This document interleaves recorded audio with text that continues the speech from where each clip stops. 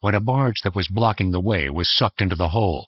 It gave Viator a narrow path to skirt the maelstrom. There's another abundant resource deep under Lake Peigneur, one frequently found in pockets near salt domes. A freshwater lake in Louisiana just drained. The warning has reached Texas on November 20, 1980. In hours, the entire lake was swallowed into the earth. 55 miners barely escaped before the mine flooded. A drilling rig collapsed into the sinkhole.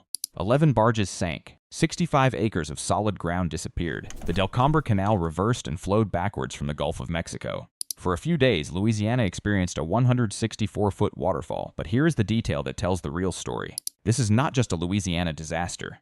It is a warning for every water system in America built on top of underground caverns. If a lake can vanish in hours because of one drilling mistake, how many other water systems are sitting on top of similar dangers right now? To understand what happened beneath Lake Peigneur, you have to understand the geography and the hidden world below. Lake Peigneur was a shallow freshwater lake in Iberia Parish, Louisiana. It's at 9 miles west of New Iberia and about 1.2 miles north of Delcambre. The lake was not large by national standards. It covered about 125 acres. It was popular with local fishermen and recreational boaters. The water was clear and calm. Jefferson Island sat in the middle of the lake, covered with trees and vegetation. It was a quiet place. People came there to fish and spend time on the water. On the surface, Lake Peigneur looked like any other Louisiana lake. But beneath the surface lay a geological secret that nobody fully understood. Directly beneath Lake Peigneur sat a massive salt dome. This was not a small deposit. This was a salt formation that extended deep into the earth, created over millions of years by geological processes. The Cargill Company, operating under the brand name Diamond Crystal Salt Company, had recognized the value of this salt dome in 1919. They began mining operations that year. For more than 60 years, Diamond Crystal had been extracting salt from beneath the lake. The mine had multiple levels. Some went down 1,500 feet below the surface. Each tunnel was approximately 100 feet by 80 feet wide. To keep the tunnels from collapsing, mining engineers left massive pillars of salt in place to support the ceiling at each level. The operation was extensive. It had created an underground labyrinth beneath Lake Peigneur. But the maps of that labyrinth were incomplete. The records were imperfect. Nobody on the surface knew exactly where all the caverns went or how they connected. On Thursday morning, November 20, 1980, a Texaco oil rig began drilling exploratory wells just offshore of Jefferson Island. The rig was contracted to search for oil trapped in the salt dome formations. Oil companies knew that salt domes often trap petroleum deposits. So Texaco sent a rig to explore for oil that might be worth millions of dollars. The drilling crew started their work in the early morning hours.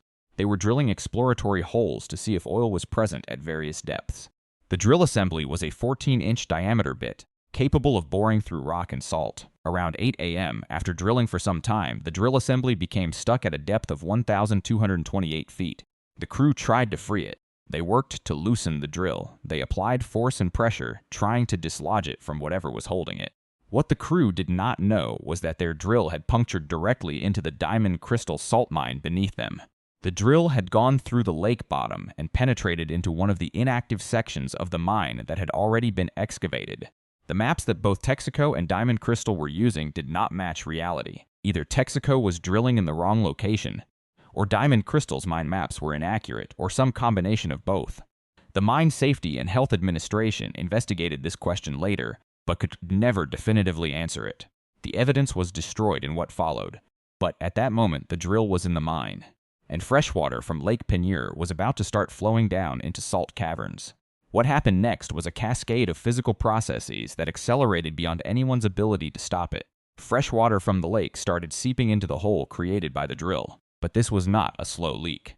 This was fresh water pouring into massive salt caverns at increasing volume. When fresh water contacts salt, it dissolves the salt. The salt that made up the walls and pillars of the mine began to dissolve. As the salt dissolved, the hole that the drill had created got bigger. As the hole got bigger, more water rushed through it. As more water rushed through, more salt dissolved. The process created a positive feedback loop that accelerated exponentially. What started as a seep became a flow. The flow became a torrent. The torrent became a catastrophic deluge. The drilling rig operators felt the platform beginning to tilt and shift beneath them. They realized something was catastrophically wrong. The entire rig was moving. The ground was unstable. The crew of 7 men abandoned the drilling platform immediately and fled for their lives. They escaped just moments before the entire platform tilted and collapsed into the growing sinkhole that was forming beneath the lake. The 11 barges that were supplying the drilling operation were pulled into the vortex. A tugboat that was nearby sank. Trees from Jefferson Island were sucked down into the whirlpool. The vegetation that had grown on the island for decades was torn from the ground and swallowed by the earth. Then the island itself began to disappear. 65 acres of solid ground simply caved in and vanished into the caverns. Below, it was as if the earth was opening its mouth and swallowing everything on the surface. But the most shocking part of what happened was what occurred to the lake itself, as 5 billion gallons of freshwater drained down through the hole and into the mine caverns beneath the lake bottom. The entire body of water inverted. The Delcombre Canal, which under normal circumstances flowed out of Lake Peigneur and emptied into Vermilion Bay in the Gulf of Mexico, suddenly reversed direction. Instead of freshwater flowing out toward the Gulf, seawater from the Gulf of Mexico flowed backward into the now empty lake bed through the canal. This created an enormous backwards waterfall. The water that had been flowing one direction for decades suddenly flowed the opposite way. The water surging backward from the Gulf reached a height of 164 feet. It was the tallest waterfall in Louisiana's recorded history. People who witnessed it described it as an apocalyptic scene. For several days, Louisiana had a waterfall that had never existed before and would never exist again. The air that was being violently displaced by billions of gallons of water pouring into the mine caverns did not escape quietly. The compressed air erupted from mine shafts with tremendous force. Geysers shot 400 feet into the air. Massive columns of water and compressed air sprayed across the landscape like something from an alien world. The ground was shaking. The noise was deafening. The vortex was roaring like a living thing. Witnesses reported that the sound could be heard for miles. It was a scene of complete geological chaos. The earth itself seemed to be rebelling against the forces acting upon it. Deep underground, 55 workers in the Diamond Crystal salt mine suddenly found themselves in the middle of a catastrophe. Water was pouring down from above with no warning. The mine was flooding. The electrical system of the mine was the key to survival. The mine's electrician noticed the torrent of water and immediately sounded the alarm. He understood that the workers had minutes, not hours. The 55 miners knew they had to evacuate immediately. They moved to the only elevator in the mine. 55 people had to get to the surface through a single elevator. They filed into the elevator in an orderly fashion and rode up through levels as water cascaded down around them. They moved with discipline and training. The elevator made multiple trips. All 55 workers made it out alive. Not a single miner died. 6 of those workers were later given official awards for heroism for their leadership and calm during the evacuation. But not all creatures were so fortunate. 3 dogs and countless animals and fish in and around the lake did not survive. A fisherman who was on the lake at that moment felt the water beginning to churn in an unnatural way. He understood immediately that something catastrophic was happening. He managed to pilot his small boat to shore and escape. The question everyone immediately wanted answered was simple but impossible to resolve. How did a drill punch through the bottom of a lake directly into a working salt mine? The Mine Safety and Health Administration launched a full investigation. They interviewed workers. They examined records. They tried to reconstruct what had happened. But here is the critical detail. The evidence that could have answered the question was literally washed away in the maelstrom. The hole that the drill had made was destroyed by the massive water flow. The surrounding area was obliterated. The geological structures that might have provided clues were gone. Nobody could ever definitively prove whether the Texaco drilling crew was drilling in the wrong location based on bad coordinates, or whether the Diamond Crystal salt mine's maps were inaccurate, or whether some combination of both was responsible. Engineers from Texaco and Diamond Crystal worked together after the disaster ended to study what had happened. They examined the records. They consulted with geologists. They pinpointed the likely location of the drill hole within the mine. They believed it was in a section of the 1,300-foot level of the mine that had already been excavated. But they never knew for certain. They could only make educated guesses.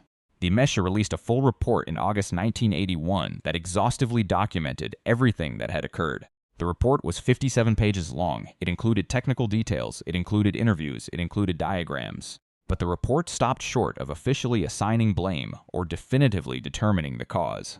The agency concluded that it was impossible to determine the precise cause of the inundation. The evidence was gone. The answer would never be known with certainty. In 1983, 3 years after the disaster, Texaco and the drilling contractor Wilson Brothers paid Diamond Crystal Salt Company $32 million in compensation for the loss of the mine and the damage caused. All three companies also paid a combined $12.8 million to Live Oak Gardens, a botanical garden and plant nursery that had been damaged by the disaster. These payments were out-of-court settlements. Nobody admitted fault. No company took legal responsibility. The companies settled and moved forward with their operations. But the damage had been done. The salt mine was destroyed. The lake had been transformed. The landscape had been changed forever. But Lake Peigneur did not disappear forever. Over time, seawater from the Gulf of Mexico continued to flow backward through the Del Cambre Canal. The lake refilled. The backwards waterfall eventually reversed again. Lake Peigneur came back. But it was fundamentally and permanently transformed.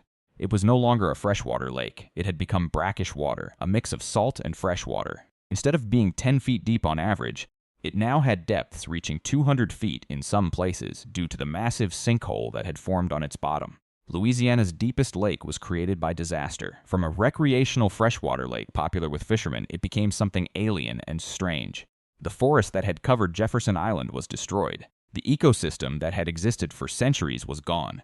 Fishing communities that had depended on the lake for their livelihoods had to adapt to a completely different environment. The species of fish changed, the water quality changed, everything changed. The Diamond Crystal Salt Mine never reopened. The company closed operations in December 1986 and abandoned the mine. They had already suffered tremendous losses. They were not going to invest more money in a destroyed mine beneath a lake that had become something completely different.